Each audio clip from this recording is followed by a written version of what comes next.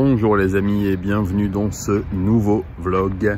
Je suis aujourd'hui dans un endroit, encore une fois, assez emblématique de ce Tokyo et de ce Japon en général que j'aime, dans lequel j'aime bien venir me réfugier quand les choses soufflent un peu trop à la maison, que j'ai besoin de faire le point. Mais ça on s'en fiche. Aujourd'hui je suis sur la colline des coquillages, près de Aomori, pas très loin de là où j'habite, enfin relativement proche, qui est un des hauts lieux d'histoire et de préhistoire surtout du Japon et de la région de Tokyo. Je voulais vous en parler depuis un petit moment, mais comme j'ai commencé à vous parler des prémices de cette histoire japonaise et de tout ce qui fait que le pays est ce qu'il est aujourd'hui, je voulais vous amener là peut-être un peu comme une conclusion à cette série de vlogs historiques et préhistoriques. Je vais vous parler aussi de Monsieur Edward Sylvester Morse, qui est un scientifique américain qui a été à la base de beaucoup de ces découvertes, dont celle-ci. D'ailleurs le site porte son nom et je vous montrerai tout à l'heure une statue de l'individu. Et puis je vais vous faire voir quelques petits sites d'excavation, d'autres sites un peu plus didactiques que j'ai l'habitude de rencontrer pendant mes flâneries. Et puis on ira se promener un petit peu sur mon petit chemin de ronde qui fait face à une ligne de chemin de fer très bruyante, mais près de laquelle j'aime bien m'isoler. Allez, c'est parti pour un nouveau vlog remonté dans le temps.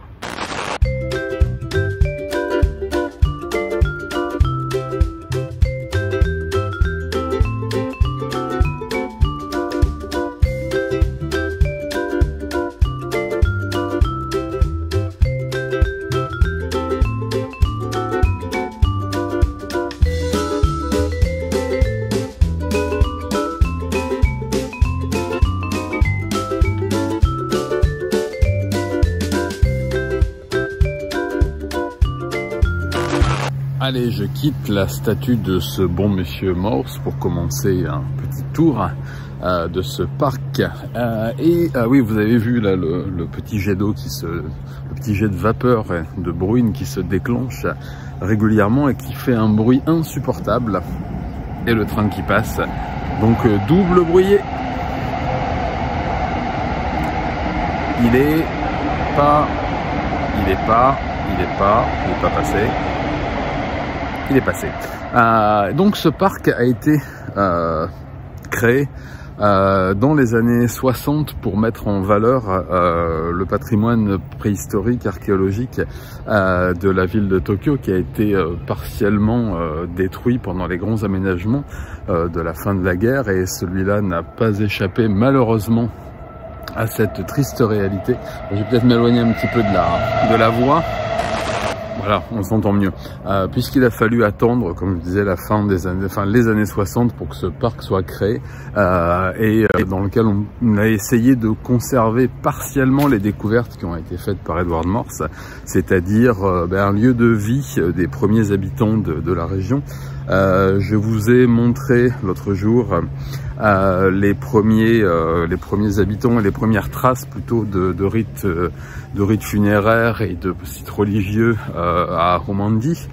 Ici, on est sur un site qui regroupait des pêcheurs. C'est pour ça qu'on appelle cet endroit la colline aux coquillages, parce qu'on a retrouvé énormément de coquillages autour des foyers, c'est-à-dire des maisons et des feux, puisque d'après les recherches de Monsieur Morse, les coquillages que l'on pêche aujourd'hui dans la baie de Shinagawa, qui est de l'autre côté des immeubles là-bas, mais qui arrivait jusqu'ici à l'ère Durmante, c'est-à-dire au tout début de l'implantation humaine au Japon, la baie arrivait jusqu'ici, et donc ces chasseurs-cueilleurs qui étaient plutôt là des pêcheurs-cueilleurs, même si on a retrouvé des os d'animaux. Je vous montrerai après sur le tableau, vous en avez vu un petit aperçu tout à l'heure, mais quel type d'animaux étaient chassés par les premiers habitants. Cet endroit a été entièrement mis à nu, découvert par ce scientifique américain, Edward Morse, qui est arrivé au Japon à la fin du 19e siècle, au moment de la restauration Meiji, appelé par le jeune empereur, comme beaucoup d'autres scientifiques occidentaux, pour venir travailler sur des sites que l'on connaissait, que l'on ne connaissait plus, qu'on avait oubliés, qui avaient été mis de côté aussi, peut-être pendant un long moment, même si effectivement il faut mettre au crédit du shogunat d'avoir essayé cette ouverture au monde et d'avoir fait venir aussi des occidentaux au Japon, mais plus dans un but militaire que scientifique. Là, c'était vraiment une expédition scientifique qui venait de Portland, puisque Monsieur Morse était originaire de Portland. Pour ça, d'ailleurs, que la ville, le quartier, l'arrondissement de Shinagawa, enfin ici on dit ville, est jumelé avec... Oh, des enfants qui passent, c'est chouette. Et jumelé, pardon, avec la ville de Portland aux États-Unis. Allez, on continue la visite. Je vais vous faire voir quelques dernier reste malheureusement des sites d'excavation dans lesquels Monsieur Morse a découvert les habitations, les strates, le train passe, et différentes autres choses qui sont aujourd'hui au musée d'histoire de la ville de Ota et de Shinagawa, qui est pour celui de Ota un des plus riches de la ville de Tokyo, que je vous encourage fortement à aller visiter. Voilà, allez, quelques images.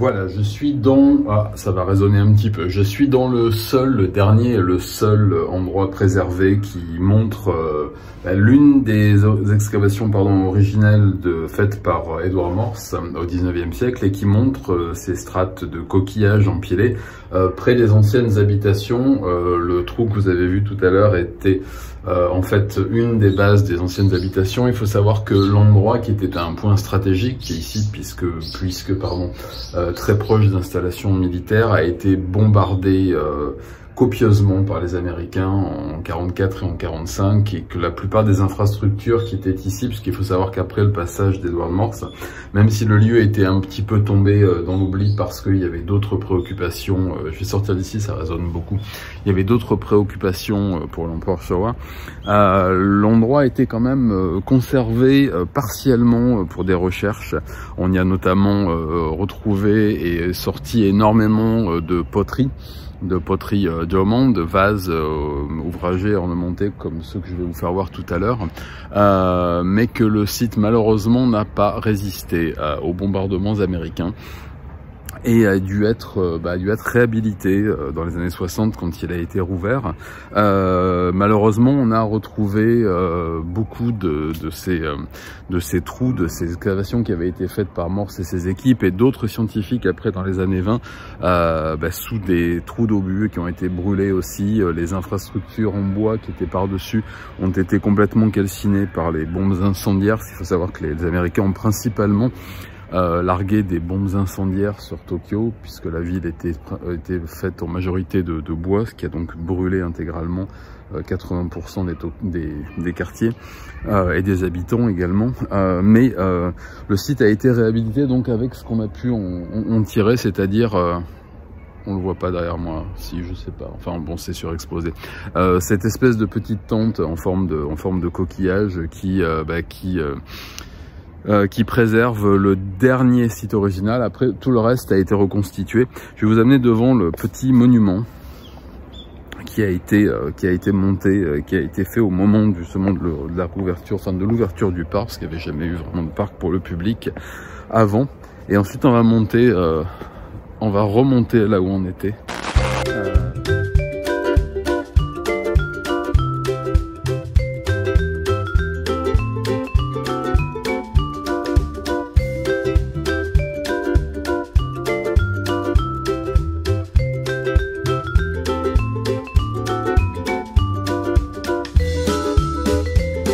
Voilà, on sera plus tranquille ici, c'est vraiment très bruyant en bas. En plus, il y a des familles qui commencent à arriver. des grands-mamans avec les enfants qui sont pas encore en âge d'aller à l'école. On va les laisser tranquilles, je vais pas leur faire peur.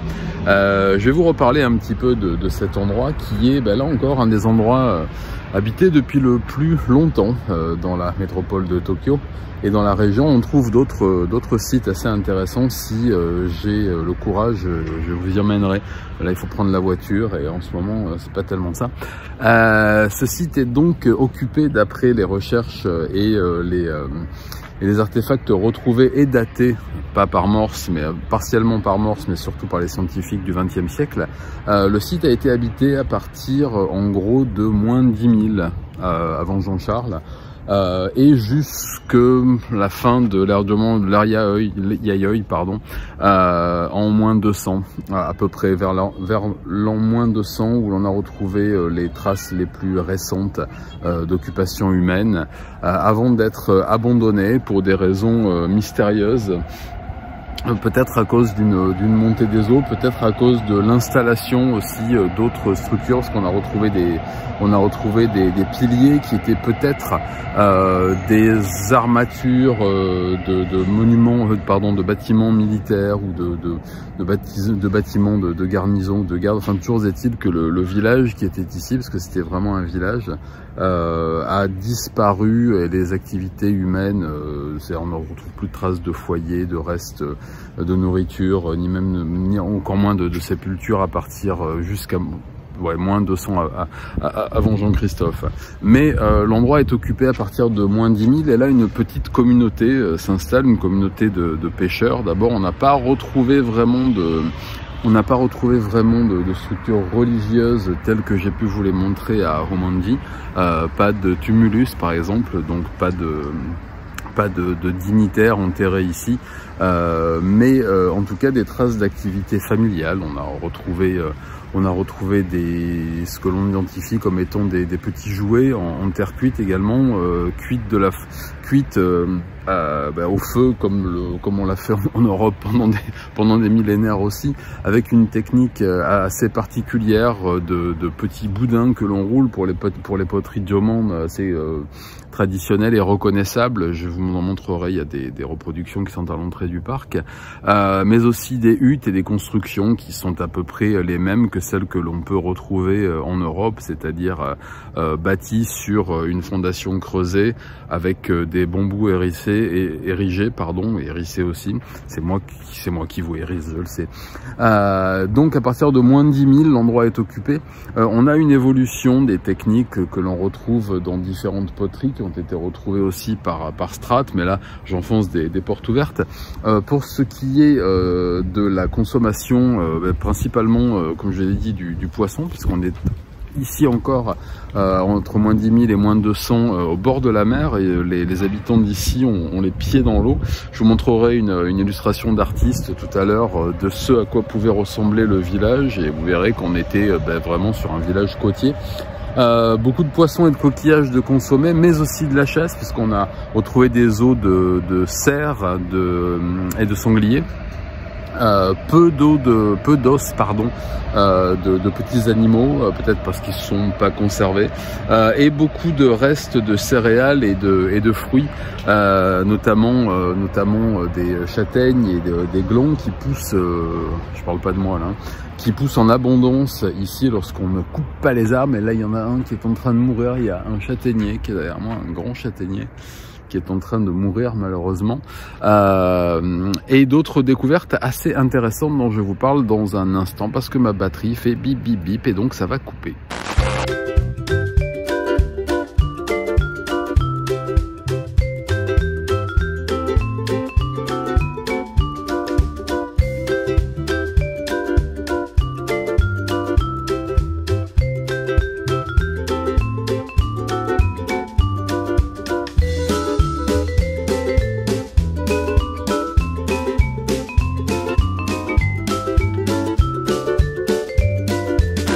Je vais vous mettre beaucoup d'images, d'illustrations en plus, parce que c'est vrai que l'endroit n'est pas très illustré, à part quelques panneaux pour les rares visiteurs qui viennent ici.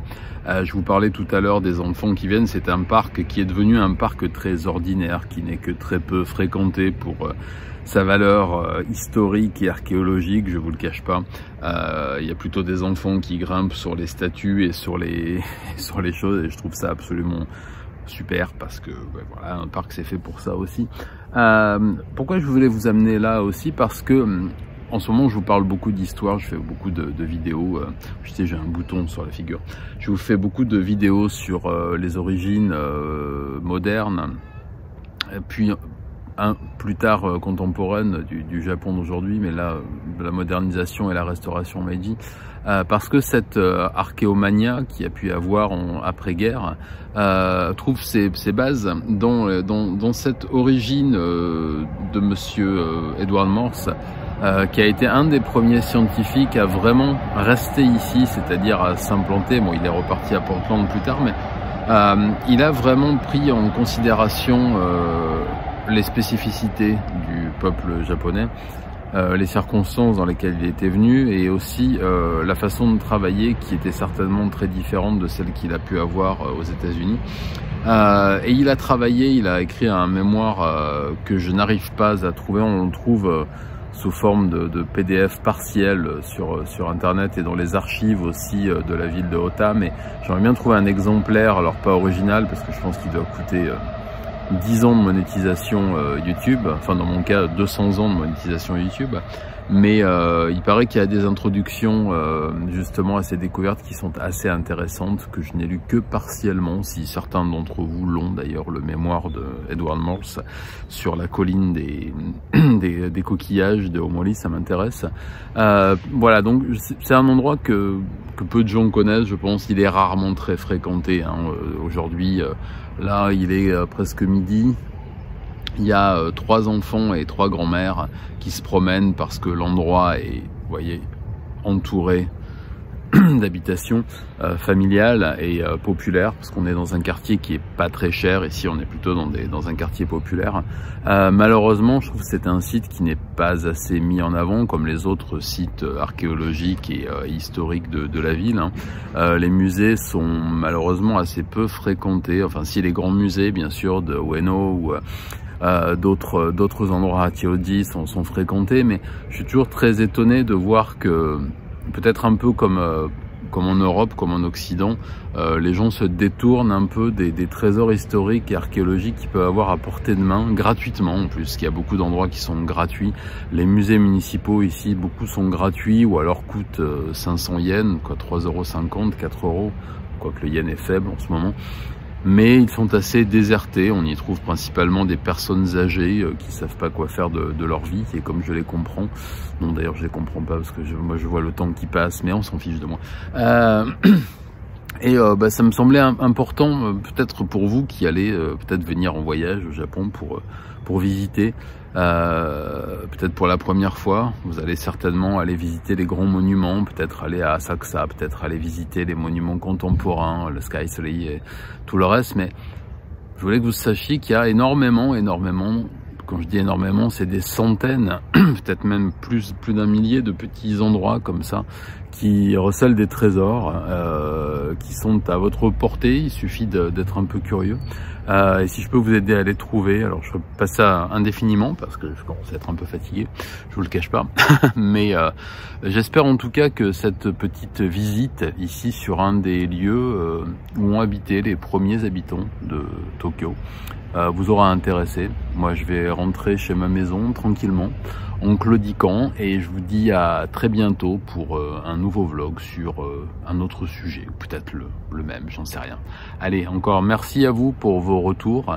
Les prochains vlogs seront certainement à la maison. Je vous expliquerai pourquoi un peu plus tard. En attendant, passez une bonne journée, une bonne soirée, une bonne nuit, et à très bientôt. Merci à vous les amis. Salut, matane.